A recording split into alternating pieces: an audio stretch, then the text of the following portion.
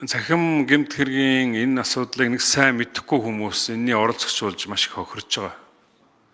Хөдөө суманд баг дээр малчин айлын эхнэр нөхөр хоёр талдаа гарцсан оролцоод тоглоо тэгээ хамаг малаараа тэгэл тэр хохирол юу ч хөө болоод ингэж байгаа тохиолдол маш их байгаа. Тэгэхээр энэ дээр бол учрал гишүүн сайд хамгийн гол нь одоо соён гээгүүрэлэх ажлуудыг их сайн хийв. Тэр яг хийж байгаа тэр ямар нэгэн бооцоот болон одоо мөрөөдөө тэр тоглоомын хор хохирлыг нь сайн тайлбарж өгчөмөр санагдаад байгаа юм л да. Жишээ нь покер тоглож байгаа. Магадгүй одоо нэг сумын 2-3 хүн орцсон тоглож байж магадгүй. Гэтэл яг нөгөө удирж байгаа нөхөр нь 4 ширхэг гар утас ингэж тавьж байгаа л өөрөө дангаараа ороод тэгээ нөгөө нэг тоглож байгаа нэг хоёр хөдөөний хүнийг л бүгдийг одоо хохирогч болгодог л ийм л юм байлаа шүү дээ. Тэгээ эхэндээ нэг ганц хоёр удаа өгдөг. Өгөнгүүт нь хорхоосдог. Хорхоосонгууд нь одоо хамаг мал хөрөнгөний одоо бүгдийг хуу хамдаг л ийм л зүйл байгаа. Тэр одоо жишээ нь одоо хөдөөний тэр малчин залуу ганцаараа олон хүнтэй тоглож байгаа л гэж бодож. Тэр бол зохион байгуулалтаа хэсэг бүлэг гэмт хэрэгтнүүдтэй л тоглож. Өөрөлдвөл бүх оролцогч нар бүгдээрээ холбоотой ганцхан чиний мөнгийг л авах гэж байгаа шүү дээ. Тийм учраас манай энэ одоо энэ зүйлээр тоглож байгаа энэ ард иргэд бас энэ дээр болгоомжтой байгаарай. Тэгээ мэдээж одоо манай монголчууд ер нь жоохон мөрөдөө тоглох хорхоотой гэж ярьдаг. Хорхоосоотойгоо тэгэхээр 13-аас сайхан тоглоод тэгээд хоорондоо өөр хоорондоо нэг 50,000 төгрөгөөр тороод тэгээд тэр хорхоогоо дараа тэгээд ямар ч аюул байхгүй, эрсдэл байхгүй, хэл ам байхгүй ийм л юм болно шүү дээ. Тийм учраас ер нь бол учир сайдаа энэ хамгийн гол нь одоо хит их хориглохоос илүүтэйгээр яг энэ одоо мөрөөдөө тоглоом цахимаар явж байгаа энэ мөрөөдөө тоглоом чи ингэж хохирож исэн байна гэдэг юмыг одоо яг энэ хууль батлах явцдаа олон нийт таниулж бас энэ хууль баталж энэ хоригсны үр дүнд энэ мэдээж одоо энэ цахим мөрөөдөө далд орох байх л та.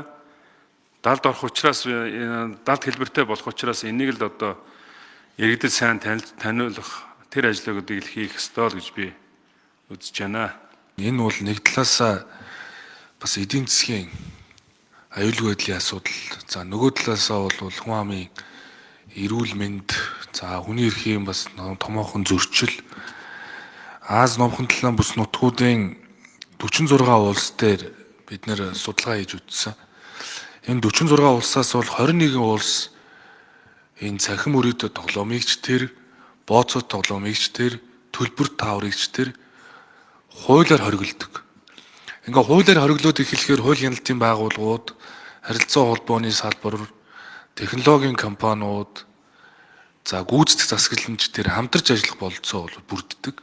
Хурдан шуурхай арга хэмжээ авах бололцоо бүрддэг. Ингэснээр бол мэдээж энэ захин мөрөөдөө тоглоомын нийгэмд үзүүлж байгаа хор хохирол бол багасдаг.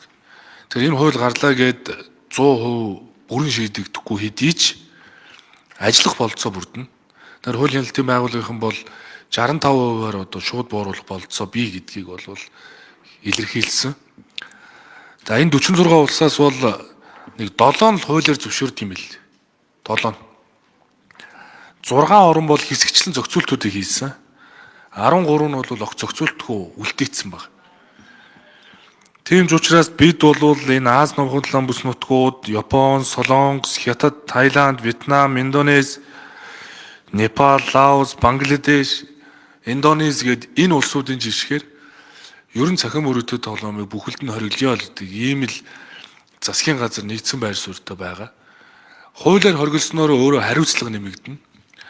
Энэ эрүүгийн хууль, зөрчлийн хуулиар бол хариуцлага нэмэгдээд эхэлж байгаа.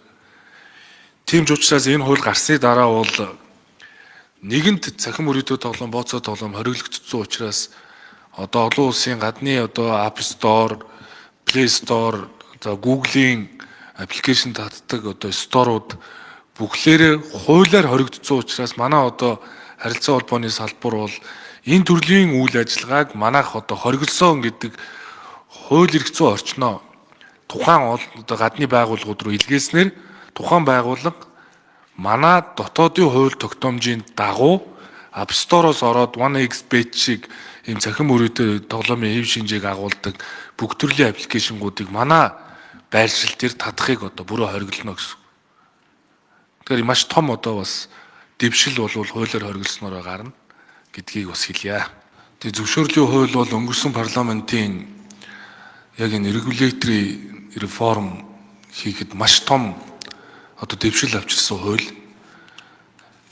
360 зөвшөөрөл болцсон байсан. Тэгэхэд 2 жил хүрэхгүй хугацаанд салбарын хуулиудыг дагалдуул зөвшөөрлийн нэмсээр байгаад 18 зөвшөөрөл шинээр нэмэгдсэн байлээ. Дээрээс нь зөвшөөрлийн хуулийн концепцийг алдагдуулсан, эрх олгосон олон журмууд баталсан. Ингээд бид өнгөрсөн хугацаанд өнөөдрийн байдлаар нэг 60 гаруй журам хүчингүй болголоо. Зөвшөөрлийн хуулийг нэг мөр хэрэглэх ёстой. Зөвшөөрлийн хуулийн хугацааг эрх олгосон журмаар сунгаж болохгүй. Дээрээс нь зөвшөөрлийн хуулийг дагалдуулж эрх олгосон журмаар шаардлагуудыг өсгөж болохгүй гэдэг ийм л концепт. Гэтэл зөвшөөрлийн хуулийг давж гарсан олон журам байсныг цуцалсандаа өнөөдөр салбаруудад хуулийнхаа хугацаанд зөвшөөрөл олгогдож байгаа. За үүний бараг одоо 60 орчим хувийг нь цахимаар буюу зөвхөн хүсэлт авах биш автоматар одоо хариулдаг, шийдвэр гаргадаг хүн оролцоогүй болох ажлууд одоо хийгдэж явж байна. Дээрээс энэ хаврын чуулганаар засгийн газрын зүгээс зөвшөөрлийн хуулийг зөвшөөрөл мэдэгдлийн хууль гэдэг одоо шинэ концепцтойгоор оруулж ирж 80 гаруй хуулинд өөрчлөлт оруулж эрх олгосон журмуудыг одоо хүчингүй болгоно. Ингэснээрээ зөвшөөрөл хүнд сурталгүй болох ажлууд одоо хийгдэнэ. За энэ удаа яагаад бид нэр зөвшөөрлийн хуулийг хөндөд энэ цахим мөрөөдөө тоглоом, бооцоо тоглоом, төлбөр тааврын үйл ажиллагаа хориглож байна гэхээр тухайн үед зөвшөөрлийн хуулийг баталж байхад бооцоо тоглоом, төлбөр тааврыг зөвшөөрөлтөө болгоод энэ хуулинд оруулснараа Монгол улс бооцоо тоглоомыг зөвшөөрсөн байхгүй агуулгаар. Гэтэл зөвшөөрлийн хуулийн дээр байгаа энэ бооцоо тоглоом, төлбөр тааврыг хэрвээ зүгээр шууд энэ зөвшөөрлийн хуулиас аваад хайчихвал ямар асуудал үүсэх гээд байна гэхээр зөвшөөрлийн хуулийн концепц нь энэ хууль бичигдээгүй бол зөвшөөрөгдөн гэсэн концепц.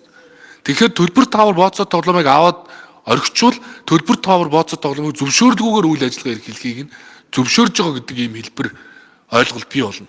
Тийм учраас энэ заалтыг аваад хориглох заалтыг зөвшөөрлийн хуулинд нь биччихийж эрүү зөрчлийн хуулийн дээр одоо бид нар хариуцлагыг тооцож байгаа.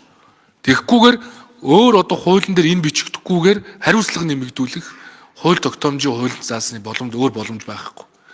Тийм учраас энэ хууль гарснаар ийм өөрчлөлт гарна. Хоёр тул зөвшөөрлийн хуулийн дээр бид нар ашиг олох зорилгоор цахим мөрөөдөө тоглоом, бооцоо тоглоом, төлбөр тааврыг хориглож байгаа. Тэрнээс биш одоо тэр спортынхоо зарчмаар хөгжиж байгаа e-спортод бол энэ төдийлөн хамааралтай биш ашиг олох зорилго бол байхгүй. Тийм учраас e-спорт болоод энэ цахим спортыг бол засгийн газар бол мэдээж дэмжиж явна.